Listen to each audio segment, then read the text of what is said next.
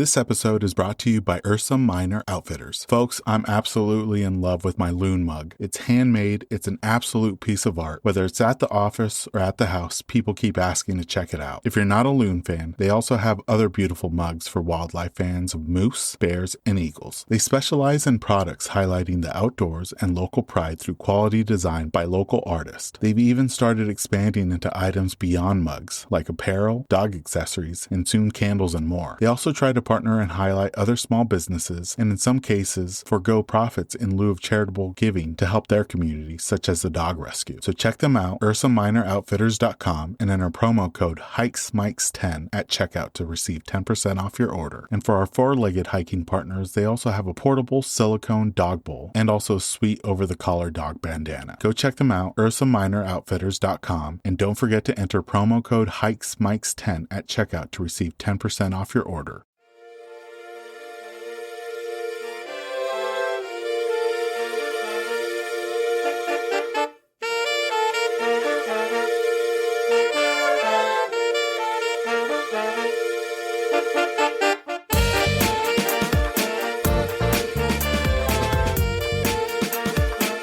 Welcome everyone to the latest episode of the Hikes and Mikes podcast. I'm your host Ivan, and each week I'll be chatting with some amazing hikers from across the United States and abroad. Spring has finally arrived in the Pacific Northwest, and soon I'll be hitting the trails to record short-form episodes with hikers I meet along the way. Look out for those episodes to drop sometime in June for Season 3. In the meantime, we'll be asking some of your favorite hikers about their experiences and adventures. We always finish the episode off with a round of this or that questions all related to hiking. We have an amazing guest on today's episode. Her name is Megan, and you can follow her on Instagram at Smoky Mountain Soul. I had such an awesome time chatting with Megan on this episode. We speak to her about what it's like hiking in her corner of North Carolina. She shares her hiking experiences living nearby the Great Smoky Mountains National Park, some of the beautiful features and history the area has to offer, and some of the great alternative sites to the national park. Without further ado, let's jump into this episode with our guest, Megan.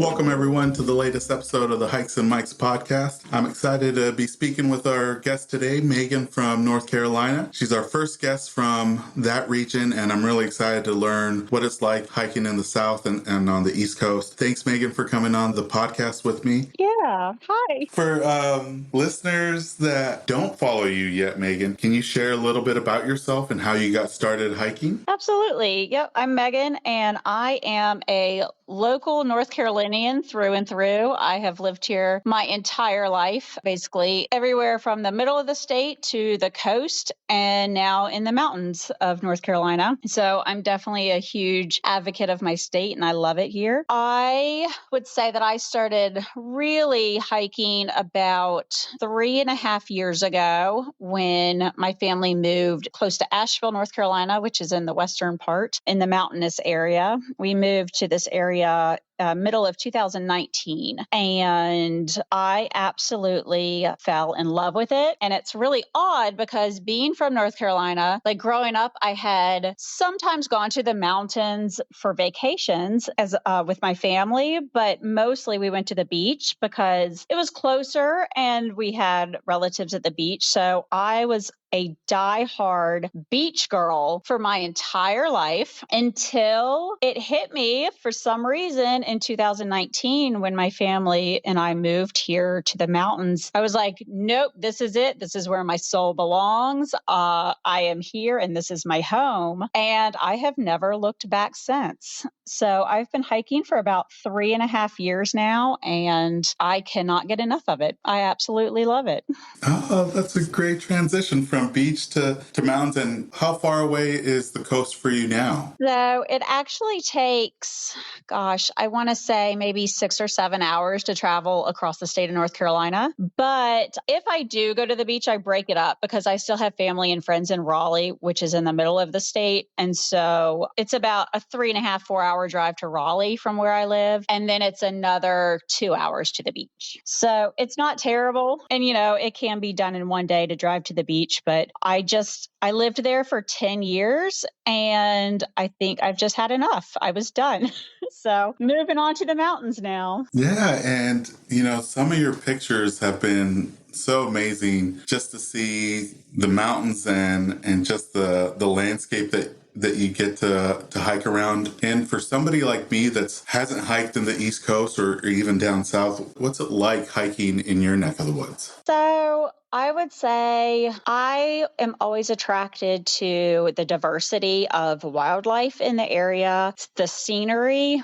We have a ton of biodiversity in flora and fauna, and you really do have all four seasons here, which I absolutely love. So obviously it'll be springtime when this airs. And in the springtime, we have just an abundant amount of different wildflowers all throughout this area. And you just have greenery as far as the eye can see. And that is one of the reasons why I grew tired of living on the coast is it's basically, unless you're on the ocean, it is just sand and pine trees. So you don't really get fall there because there are no really leaves to turn colors and fall off. It's just, they're evergreens everywhere. And so here you get the wildflowers in the spring. In the summertime, there are beautiful swimming holes that you can go refreshing. It's always cool water to cool you off. The elevations are, some can get over 6,500 feet above sea level. And so the temperature never really goes above 80 degrees up there. So it's pleasant in the summer. You're not overwhelmed with humidity here. And of course, in the fall, you have the leaves changing and the foliage, and that's always a favorite among people. In winter, we get just enough snow and not too much, which I'm a fan of. We get it one or two times and then it melts within a couple days.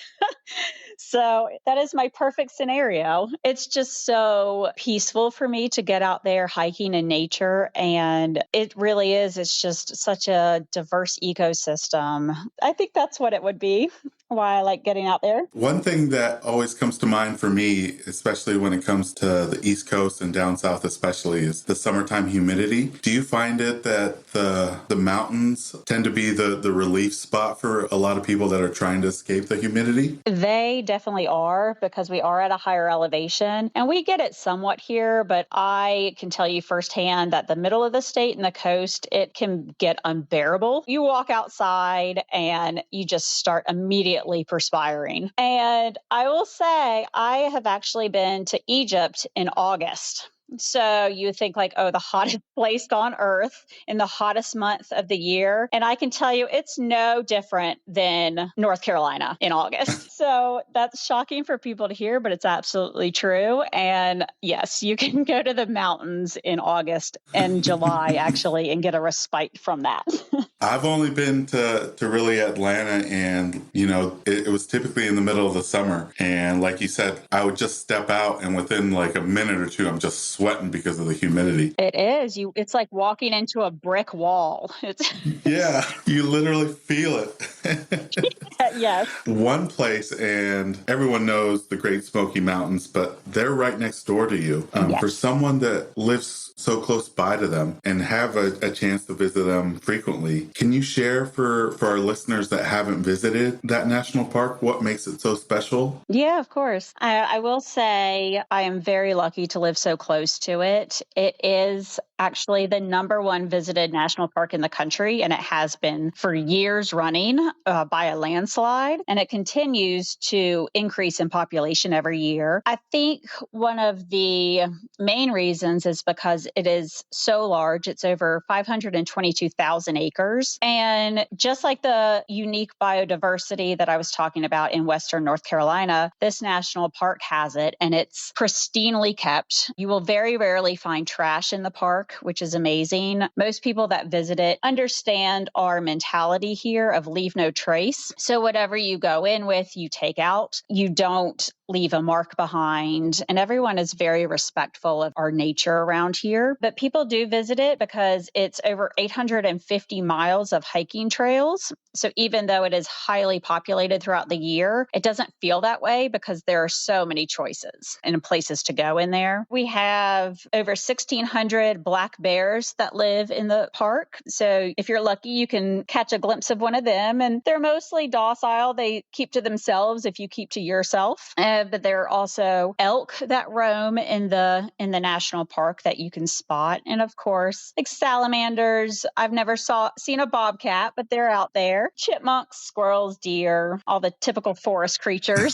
So it is an absolutely stunning national park where you can go hiking, you can fish in there, bike riding. There are trails if you just want to drive through, if you're not a hiker, but there are also very long, difficult trails if you want to do a summit trail. We have Klingman's Dome, which is one of the highest peaks on the East Coast. And there are also about 90 historic structures in that park, which, other than hiking, I am a huge fan of traveling and history. And so I actually try to seek out the hikes where you can come across historic structures like old churches, old houses, or schoolhouses, and just kind of step back in time and catch a glimpse of maybe what life was like for the earliest settlers around here. So that's always a good time. Jump in a little history lesson along with your exercise for the day. But yeah, it's just it's just a beautiful, serene place where you can go and kind of catch your breath for a minute and get away from the hustle and bustle of every day. And Megan, for folks wanting to visit but avoid the crowds, is there a special time in the year that you would suggest people to plan a visit? You know, winter is always our down season in this area. Obviously, it can get slightly chilly, nothing like the Northeast. And you don't have the foliage to look upon. You know, you're looking at bare trees if you want to do a summit hike. But what I prefer hiking in the winter is you have zero humidity. It's actually not that bad. I would say our highs are in the mid 50s on most days. And you get just unparalleled views of the waterfalls since there is no foliage blocking your view. And you have fewer people on the trails. So you get more of that serene. If you're going into nature for the peacefulness, you have more of a chance of having the trails to yourself in the wintertime. However, you know, spring, summer, and fall are highly popular too. Just the fall foliage, the wildflowers, and the swimming spots that I mentioned earlier. So there really is no bad time to visit. And being so big, I mean, even during the peak season, I imagine there's still places that you can find that don't have the crowds. Yes, because this national park it's part of North Carolina and part of Tennessee. And I'm not sure why, but the Tennessee side seems to get more traffic than the North Carolina side. I really couldn't tell you why. I'm obviously partial to the North Carolina side, but if you're one to want to try to get away from the crowds, definitely consider the North Carolina side instead. And one thing actually people might want to know is it has always been free admission to this national park, which has drawn a lot of people to it. Yeah, which is unique to this park. However, starting March 1st, they are implementing a parking tag that you're going to need in order to enter the park. And this is just because we're getting such an influx of people that they want to be able to use those funds to maintain and upkeep the park. Do you know how much the parking tag is going to be for folks? Yeah, I know the yearly one is going to be $40 for a year's access to the park. And then if I remember correctly, I think it's $15 for the week and maybe $5 for the day. But don't quote me on those last two prices. But if they want to go to the website, Great Smoky Mountain National Park, you can find out all that information and you can just order it online and it gets mailed to you. Yeah, I'll post that on the episode notes so people can check out. And that's still way cheaper than the entrance of any of the other national parks, because I think most of them are $30 or $35 just for the day if you don't have a America the Beautiful pass. Oh, yeah. So that is something new that they're doing, which I'm actually in favor for because it's not for like greed. You know, it's not just to collect profit. It's actually to give back to the park for the maintenance of it. So I am all for it. Totally understandable, especially for $40 for an annual pass. That's nothing. Oh, yeah. It's amazing. Now, you kind of touched base on it already, Megan, but one thing that surprised me was just the vibrant fall colors that you guys have there in your neck of the woods. When people think of fall colors, they think of the Northeast Massachusetts, Vermont, but you guys have a wide range of colors, not just, your reds, your yellows, your oranges. When is your peak season for folks wanting to check out the fall colors in North Carolina? So this past year was a little bit different because it peaked earlier than normal. I would say on average, colors start changing mid-October in the higher elevations. And then, of course, as the weeks go on, the colors will peak lower and lower in elevations. And again, I believe if you go to the Great Smoky Mountain National Park website, they will have a fall foliage report. And of course, you can just Google fall foliage report because that is a big deal around here and it's our highest season of visitors. But you can expect usually mid-October for the higher elevations. And then I would say most of it fizzles out first or second week in November. This past year was just odd. I think maybe lack of rain or either, I'm no scientist, but milder or cooler temps than normal. It was a very fast onset of color and it was very bright and vivid. And then like that, I felt like it was over. It was like one final showstopper. Amazing fall, but it was very short-lived. What I do love about this area is you don't have the drastic cold like you do in the northern states. So you get to see the fall color without being miserably cold. So I'm a fan of that. And I think this place also probably gets more popular in the fall because you do get the fall colors and we're also easier access for the more southern states, Georgia, Alabama, Florida. So they can come up here much easier, of course, than going to Vermont or Massachusetts. One thing that, pairs well with the fall colors, and it comes up frequently in your feed, is some of the amazing waterfalls in your neck of the woods. I didn't realize how many there were there in North Carolina and in the Tennessee area. It's hard to say choose your favorite waterfall, but what are some of your more memorable waterfalls that you like to visit in your area, and kind of what makes them a little bit special and unique? I have 3 waterfalls that I find myself I keep going back to. The first one is Crabtree Falls, and that is off the Blue Ridge Parkway. And it's just a stunningly beautiful hike. You have the greenery, but you also have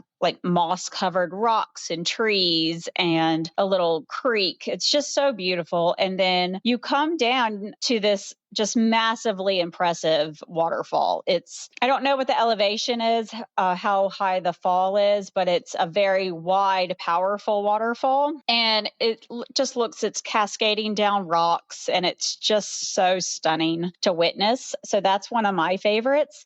And it's actually a doable trail for most people. It's only about a mile and a half. Good access for children if you want to take them as well. Another waterfall that I constantly find myself going to is Big Bradley Falls. And that one is not super impressive in the fact that it's not like wide. It's a very skinny stream. But what I love about this one is it's a very tall waterfall and it reminds me of maybe the waterfalls you would find in Central or South America because the rocks behind it have like the algae growing on it. So it's a very colorful waterfall. It kind of looks like gemstones behind it. So I love that one. And it's just really impressive just to stand at the base of that one and just marvel at it because it's so beautiful. Finally, I have one more that is a popular waterfall for a lot of people because it's literally right off a road and it's more towards the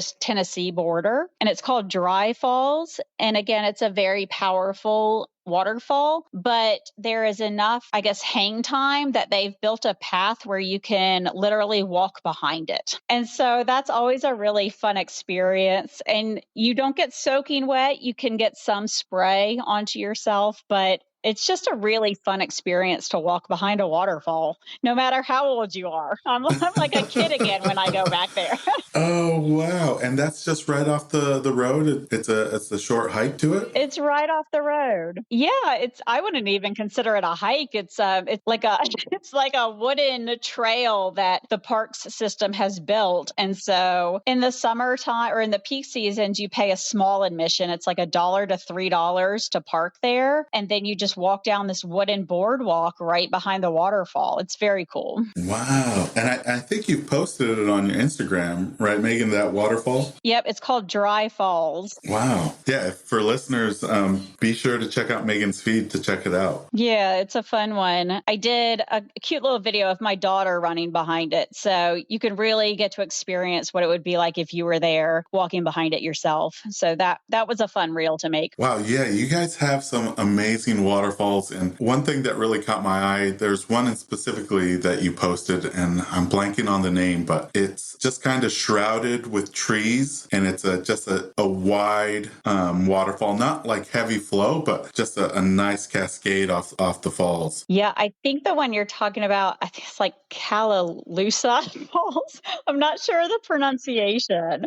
And it's funny that you mentioned that one because that one is right before the dry falls that you can walk behind. So there is a scenic road that you can take, and it's in the mountain towns of Highlands and Cashiers. And you take this scenic road, and these waterfalls are literally right off the side of the road. And so the one you were referencing, you park your car, there's a little turnoff. So in the high seasons, you're probably going to have to turn around and wait. Just keep kind of driving and waiting for a parking spot to open because maybe it fits 8 cars and it's right off the road. But you park your car, you walk up on this little mound, and you can witness this intense, beautiful waterfall. That's just another example of why I absolutely am in love with this area. You're just driving on the road and hey, there's a waterfall. No, truly a unique place. It is, yeah. And you've touched on this, Megan. For me, I'm a big history buff, especially if I can incorporate it into hiking. Some of the things that caught my eye from your feed is that you got to visit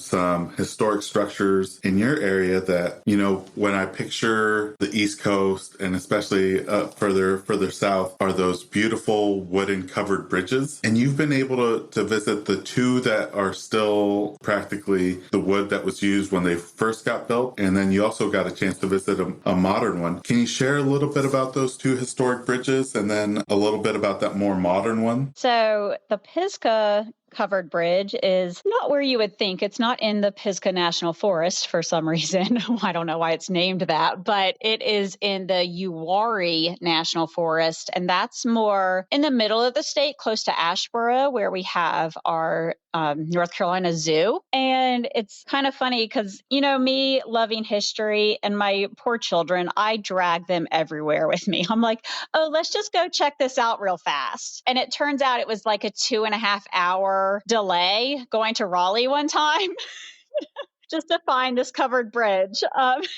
They're troopers, though. They're like, okay, Mom, let's not do that again. But when you get there, it's really neat just to step back in time again and kind of picture what life would have been like back then, because it was built in the 1800s. And so it's the exact same wood. I believe Pisgah covered bridge had been washed away in a flood, but everyone was able to recover the original wood and rebuild it. And then the one right off Highway 40 is called Bunker Hill Wooden Bridge. And that one's great to visit because, again, it's 5 minutes off Highway 40. So it's super convenient to get to. And I didn't realize this at the time. It was built in around 1895. And again, I'm no engineer, but it had some sort of revolutionary way of building it with trellises and wooden pegs instead of nails. So if you do end up visiting that bridge, there is the history behind it and why it was so revolutionary. So it's very cool. You can still walk through it. Obviously, you can't drive a car through it, but it is open to the public. Both of them are to walk through it. And sadly, Bunker Hill Wooden Bridge is now covered in graffiti, which, you know, obviously makes me incredibly sad, but the bones are still there. And so you can still really dive back into history and get a good feel for it. And there's actually a historic picture of back when it was a working bridge of 2 people walking towards it. So it's always neat for that to come to life to see that. But before I did my research on all these historic bridges, I never realized there were only 2 historic covered bridges in North Carolina, because the one you were talking about, the one over a waterfall, I was like, oh, this is so cool. It's a covered bridge. And turns out it was built in like 2001. And it was going to go to a neighborhood, a developed neighborhood, but the neighborhood went belly up. So those are just the remains of what the developer had built. However, if you can't get to the historic bridges, it is a really cool way to like get the feel of what they were like. And the scenery is to die for. It is on one of the most popular trails in Western North Carolina. It's in DuPont Forest. And the trail is so popular because, as we were talking about waterfalls, it has 3 of the most beautiful, impressive waterfalls in this area. And it's all on the same trail. It's very user friendly. So it's welcome for leashed dogs and children to go on the trail. And you can see the waterfalls. There's a swimming hole there. You can, picnic and then go check out that covered bridge on top and see the upper falls before it falls over. So it's really a great place to just hang out. For the more modern bridge, are you able to drive your car, or is it still just a pedestrian bridge? That is still just a pedestrian bridge. There's ample parking spaces at that particular trail, but still, with any trail around here, since this whole area has become so popular, I would recommend to find a parking spot to get to any trail by 9 a.m. Oh, good to know. Otherwise, you will be circling around waiting for a spot. But yeah, that one as well is just a pedestrian or bicyclist. So still great trail to do. And I actually would recommend that trail out of any if you are short on time or if this is your first time into this area. And the waterfall that kind of you overlook from the bridge, it's a big one, isn't it? It's about 120 feet. It is. It's huge. And off the top of my head, I don't remember the name of it. I just know the name of that trail is Triple Falls in DuPont Forest because they are all really large and impressive. And anytime I have family or friends in the area, I'm like, that's the one we're going to. That is my fallback because it's such a good representation of this area and it's so user friendly that any skill level can do it. One thing that you like to highlight, and I'm a fan of highlighting these places just because, sometimes you can have the crowds at them, but a lot of the time they're not as popular as the national parks. But the state parks, the nature preserves, the national forests, there's some really great places in and around your area and North Carolina that people can visit. Some of the standouts for me when I was looking through your feed, of course, it's Chimney Rock with that amazing view. Hanging Rock State Park is also another one. But for folks that want to explore the area outside of the national park, what are some of the state parks and national forests that you would recommend people check out? There are probably too many to name, but I will list my favorite ones. Chimney Rock is a great one, and that is a great kind of day outing if you have young children or even if you don't. It is really interactive and you can spend the whole day there. There are hiking trails and you can also do, there's a gift shop there. And if you're feeling up to it, you can climb to the summit at 500 steps. So you'll get your leg workout done for that day. But the view is worth it in the end. You can actually see over 75 miles away. So that's really fun to do, Chimney Rock. The tunnel there, they actually go through the process of when they blasted the tunnel to go. I'm getting ahead of myself. There is an elevator that you can also take to the summit. So don't get intimidated by the 500 steps. Yeah.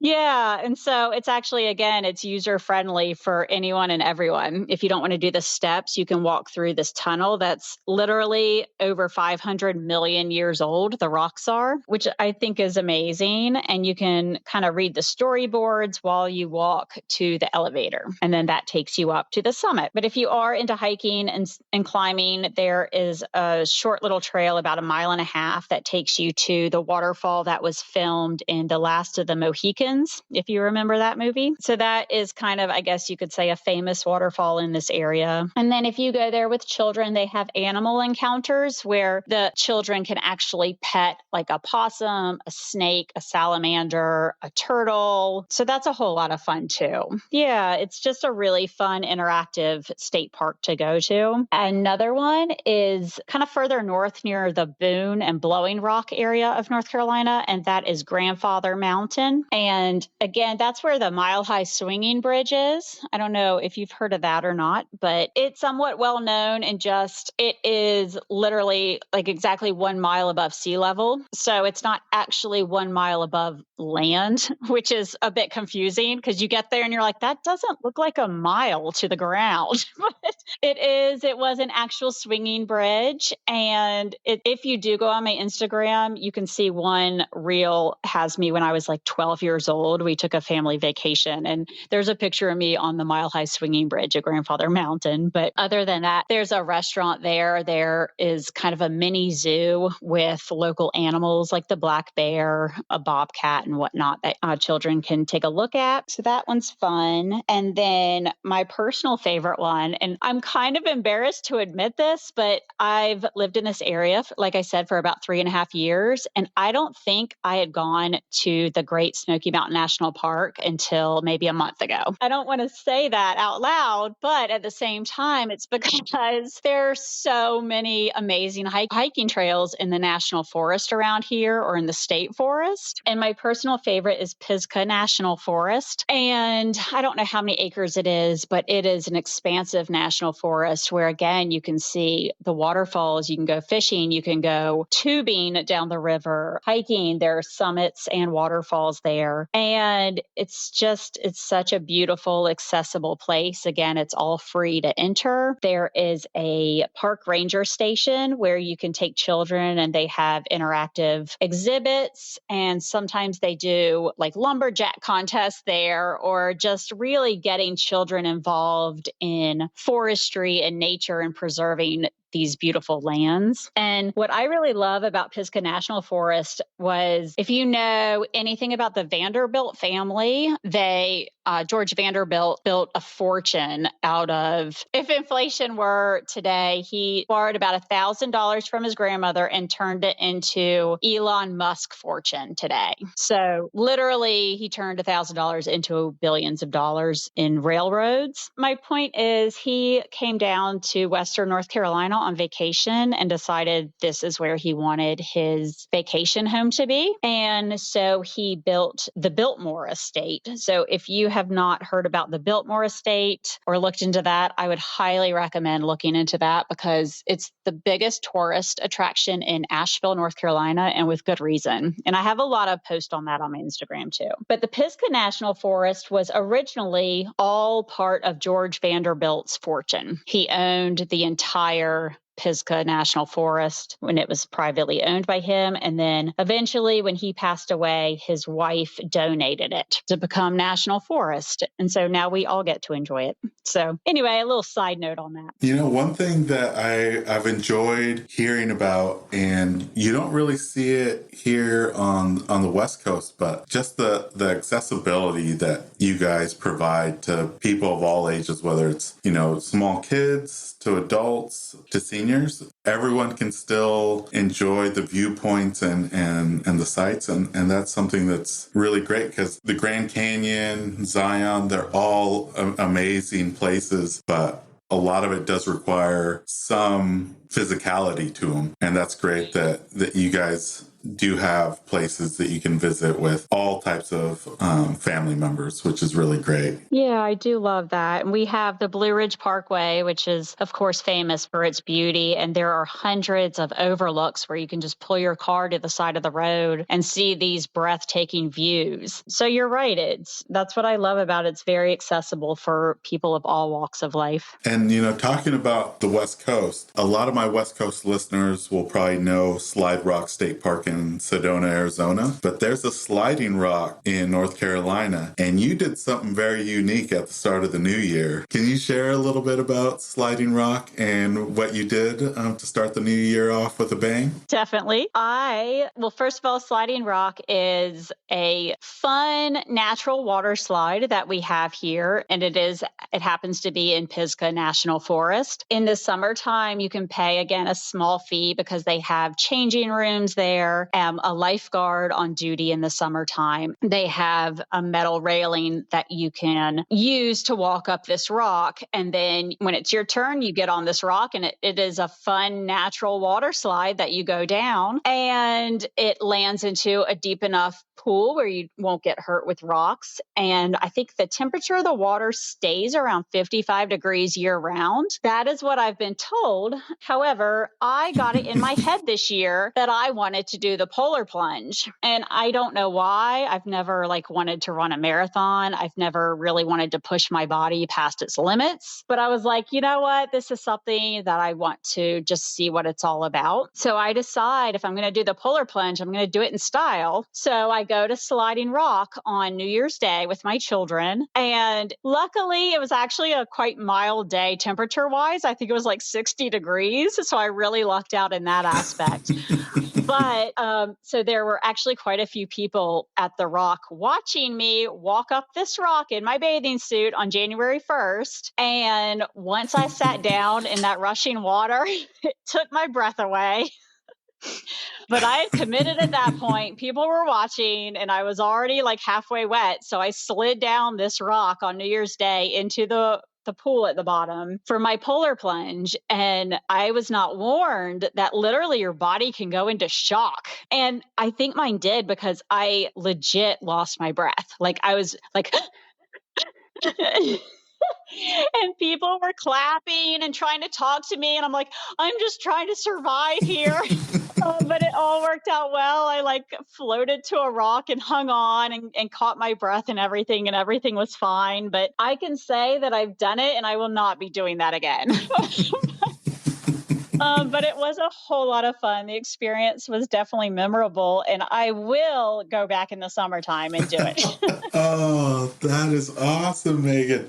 And for listeners, if you go to her feed, she has the video. She didn't just get chest deep or neck deep in the water. Once she hit the watering hole, she was fully submerged. Oh yeah, you're in it. You're committed. Is that where you kind of lost your breath, is once you got fully submerged? It was. Yeah, you can tell I'm screaming while I'm sliding down the rock because it's fun, but also freezing. And then, yeah, once I got fully submerged, I think my body went into shock. What are you doing to me? And so I really had to focus on my brain being breathe, take deep breaths, So luckily there were people around too that could have helped me out if I needed to, but luckily I was okay. And it was definitely fun, and I'm glad I did it. Were you able to convince other folks, Megan, that were looking to join you in the polar bear plunge? No, they actually said I was crazy. They were like, "You are crazy, girl." And I was like, "I have my moments." But it was super cute. My daughter, who is 6 years old, she was inspired to do the polar plunge after me. And I said, okay, listen, I'm not going to let you do it here. It's just not safe. So we went to a little swimming hole down the way a little bit. And she got down there neck deep in the water. And I was so proud of her. She was like, yes, okay, now I'm ready for the new year. I love that. Oh, that's cute. I love it. I love being able to experience this nature with my children, and just always something new going on. Oh, one of my favorite posts of yours is you showed some, and you mentioned it at the beginning of the podcast, you've shown some unique places in your neck of the woods that are very similar to experiences that you would have to travel or leave the country. Can you share with the listeners some of those unique places that you found in North Carolina? Yeah. So one of them I mentioned earlier was Big Bradley Falls, and that is the waterfall that's pretty skinny, but it has the beautiful jewel-like looking rocks behind it. And I would say the whole trail just kind of reminds me of Central or South America because it's such lush tropical environment. So that's one of them that I really love. Another one is actually, it was a hike I did recently in the Great Smoky Mountain National Park, and it's the Deep Creek Waterfall Loop. And there is obviously a deep creek running through the trail, and the water is so clear and and like bluish green. It reminds me of a cenote in Tulum, Mexico. And it's just, again, you can go swimming in it in the summer times. And so that's another place that reminds me of somewhere slightly more tropical. The other one that I loved was I took a picture one summer. It was the wildflowers were blooming. And so it was a field of wildflowers. And in the background are these high, jagged mountain peaks. And revisiting that picture, it made me think of the Swiss Alps. I've never been there, and I'm sure they are much more magnificent in person, as everything is in a picture. But this is just like a tiny hint, like a poor man's Swiss Alps, if you will. If you can't make it all the way to Switzerland, it's just still so stunningly beautiful. I love that about this area as well, since it does have such a diverse ecosystem. You can be in, a North American forest one minute, and then you walk to another part and you feel like you're in Central America. And so that's another aspect I really love about living in this area. Yeah, the diversity is just incredible. On your hikes, Megan, I feel like a lot of hikers, day hikers, and backpackers, they might have a summit ritual or an end of the hike routine. Maybe it's having your favorite snack or meal, maybe some trail beverages, or even a moment of zen. Do you have a regular custom that you like to do when you reach your destination, or maybe when you make it back out to your car? A little bit, and it was never planned. I will say, and this is getting a little deep, but I'll keep it somewhat surface level. But the reason why I moved here in 2019 was my husband at the time was diagnosed with stomach cancer. And I was a real estate agent prior, and I needed to find basically a more steady job, 9 to 5, so I could take care of the children on the weekends and at nights. And so I found the job in Western North Carolina, and that's why we moved here. And during that period of our lives was not probably, it was without a doubt the hardest, most stressful, most anguishing 13 months of my life. Unless you've been through it or something similar, you can't really adequately express the feelings and emotions that you're going through during that time. But that is why I started hiking. Was I found such solace and peace in such a chaotic world. And obviously my brain was going 1,000 miles a minute all day, every day, and trying to comprehend what was happening in my life while my children were at the time 3 and 6 years old. So really young, and my life was falling apart. And I found solace in hiking at the time. And I think that's one of the reasons I'm so passionate about this area. And I would say still to this day, that is something that I've kept with me almost 3 years later, or 3 years after his death. Was I really take solace in my solitude hiking. I tend to go by myself because it's really where I go to replenish my soul and break away from the busyness of every day. Obviously, having a job and being a single mother now, you need some sort of respite. You might go crazy otherwise. So what I do is I go hiking, and that is where I nourish my soul and kind of get back to myself. And so I think if anything, my tradition is to go by myself, and I don't listen to music. I don't distract myself with outside stimulus. I really just kind of look internally and try to find the peace and solitude. And if I do a summit or if I come to a waterfall, that is when I'm most still. And I really just sit there. I get off my phone. I just try to turn off my brain for all my tasks on my to-do list. And I just soak in the moment. So I think if anything, I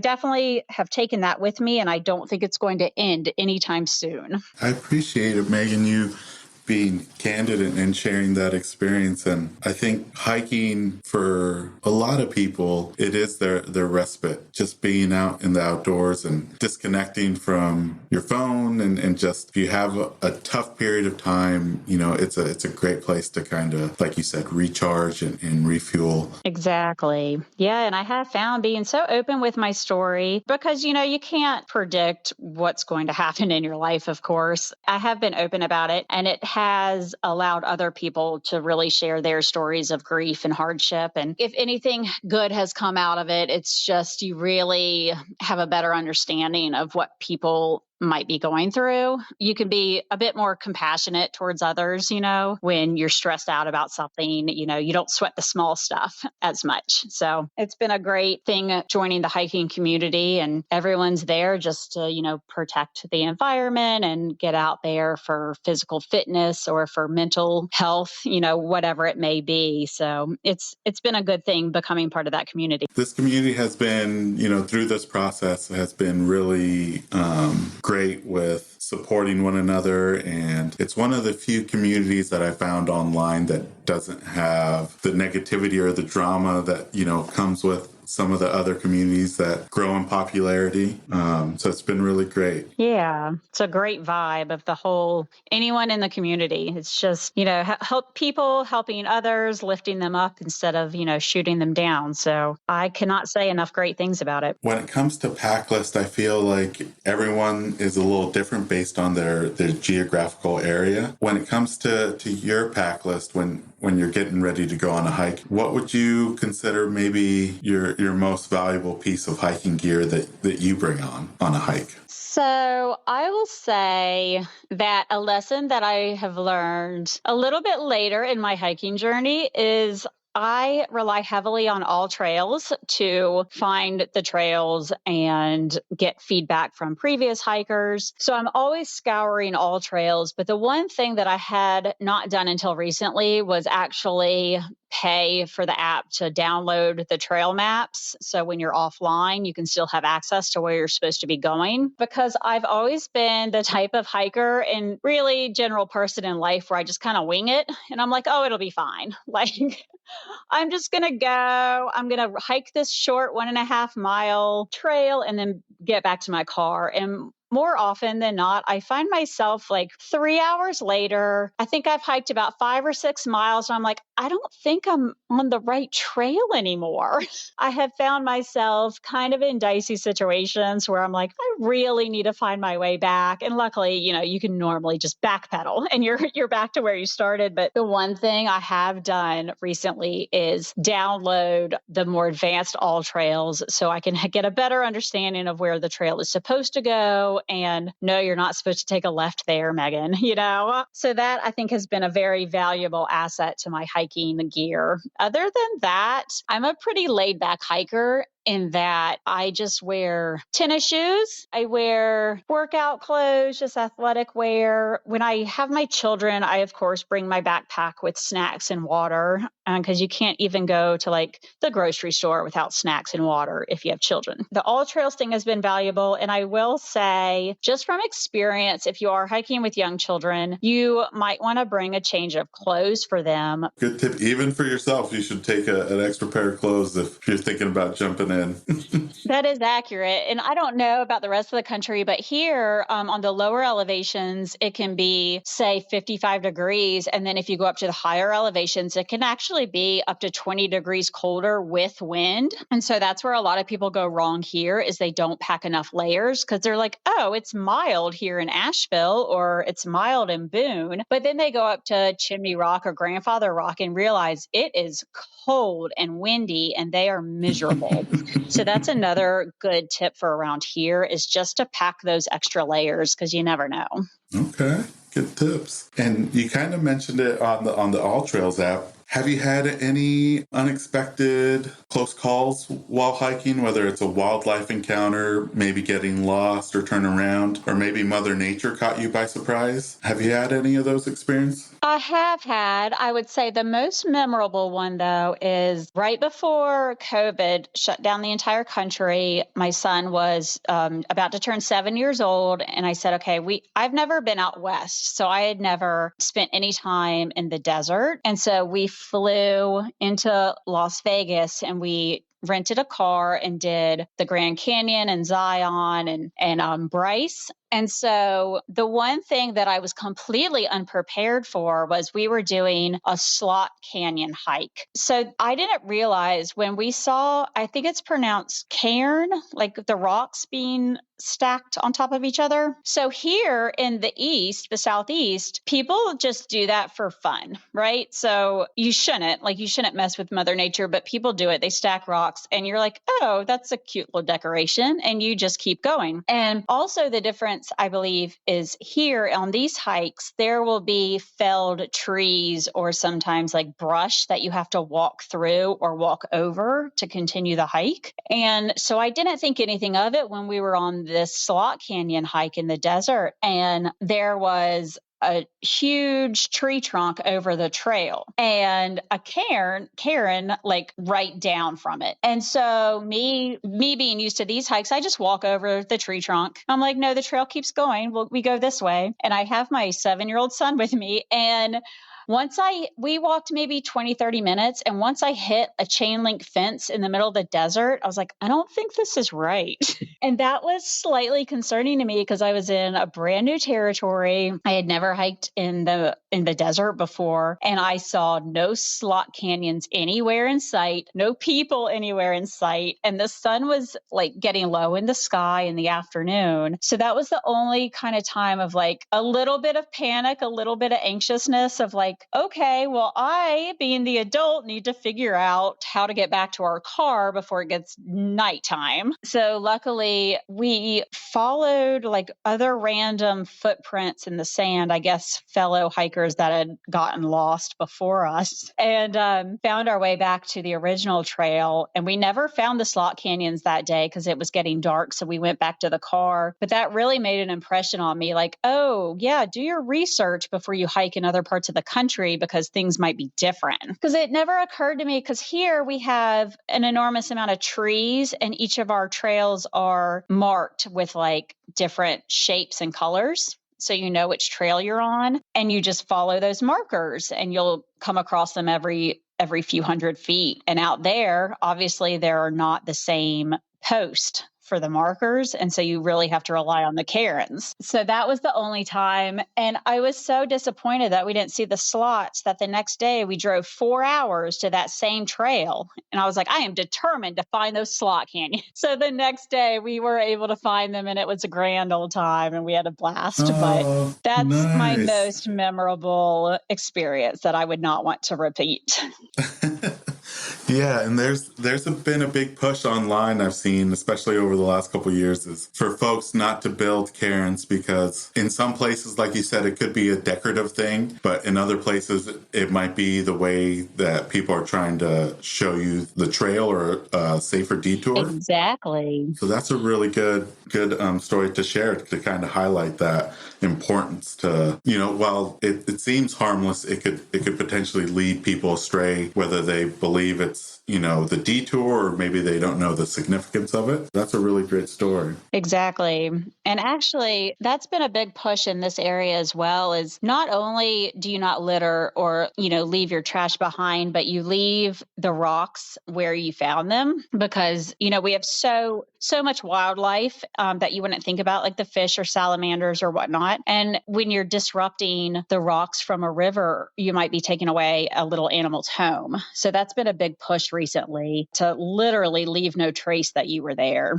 It's important to follow the leave no trace behind ethics. Yeah. Now, Megan, do you have any upcoming goals for hiking goals for the 2023 year? Hiking goals is just to keep getting out there and doing what I love. So no set goals on that. However, touching again a little bit on what I experienced was, I stated I was a real estate agent before and I liked my job, but it wasn't like a true passion of mine. And so since COVID and since the loss of my husband, I was really kind of digging deep to decide what I wanted my future to look like. And I have decided that I wanted to open up my own kind of hiking company and trail guide company. And so I have been working on putting together a website and getting the trails together that are my absolute most favorite trails, because since there are thousands of trails in the area, it can be quite overwhelming for visitors to know which ones to go to accomplish their needs or wants. And so that has been my biggest goal for 2023 is to get my company up and going. And so I'm really excited about that. And I'm working tirelessly on it. And it's really been a passion project of mine. So I'm excited to get that going and see where that takes me. Love it. And do you have a a tentative launch month for your website? Date I'm hoping is going to be about the first week of April, because in the last week of March and first week of April, I'm going to a small island in Japan and volunteering to do ecotourism and kind of conservation effort with them. And so my goal is to come back after that trip and really launch my company. And that's my expected and hopeful date. I got an email last night saying that the permit process to be able to guide people in the national parks is backed up for months. So it's a little dicey on when that will come through. I guess that will ultimately be my launch date when that comes through, but my goal is in April. We'll be sure to add it to the episode notes as soon as it's up and running. Okay, thanks. Well, thank you, Megan, for answering those questions. This next section of the podcast is the this or that questions. They're 2 hiking related terms, and you kind of just not speed round, but just choose the one that you tend to gravitate towards. All set? Yes. So the first one is ascending or descending. I would say ascending, because you're out in nature and you get a little bit of workout. But obviously, I prefer, ascending. And how about waterfalls or summits? That's a tough one.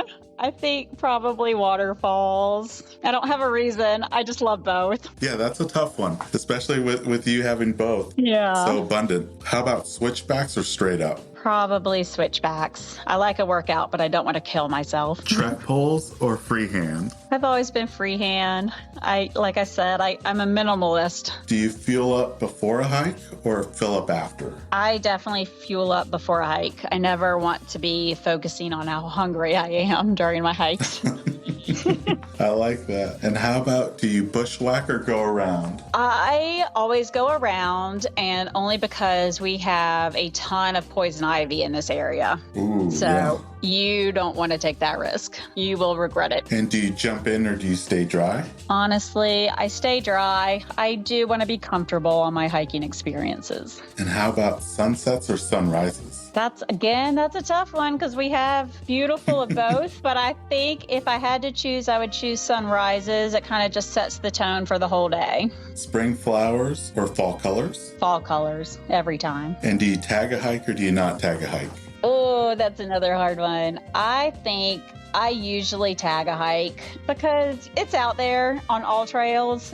I'm not trying to disrupt, sacred ground. I just want people who do go to be respectful of the area, no matter where you're from. That was it for the this or that questions, Megan. Really appreciate you joining us today. Yeah, it's been fun. Yeah, I had a blast learning about your neck of the woods and definitely adding all the places that we spoke about onto my bucket list. I know. I'm so passionate about this area. I'm like, y'all have to come here. It's so beautiful. I'm that girl who goes hiking one time and then makes it her whole personality. Not really, but kind of. No. Now, Megan, for folks that are listening that haven't had a chance to follow you, what are some of the places they can follow you on social media or online? Okay, so my first is Instagram, and that is probably where I'm the most active. And my handle is Smoky Mountain Soul, and there is a period between Smoky and Mountain. So smoky.mountain.soul. If you are on TikTok, I have the same handle on TikTok, although I am a millennial, so I'm still trying to grasp that platform. And finally, when my website becomes live and I start doing hiking tours, the name of my company is Smoky Mountain Soul Adventures. And if you want to go directly to the website, it's smokymountainsoul.com. All one word, no dots on that one. We'll be sure to add those to the episode notes too. Well, thank you so much, Megan, for joining me today on the podcast. It's been a real delight to speak with you and learn what it's like hiking in your neck of the woods. Thank you for having me. It's been fun chatting with you. Thank you once again to Megan for joining us on this episode of the Hikes and Mikes podcast. Be sure to follow her on Instagram and TikTok at Smoky Mountain Soul to keep up with her latest hiking adventures. Be sure to also bookmark her website, smokymountainsoul.com, to help plan your next visit to North Carolina.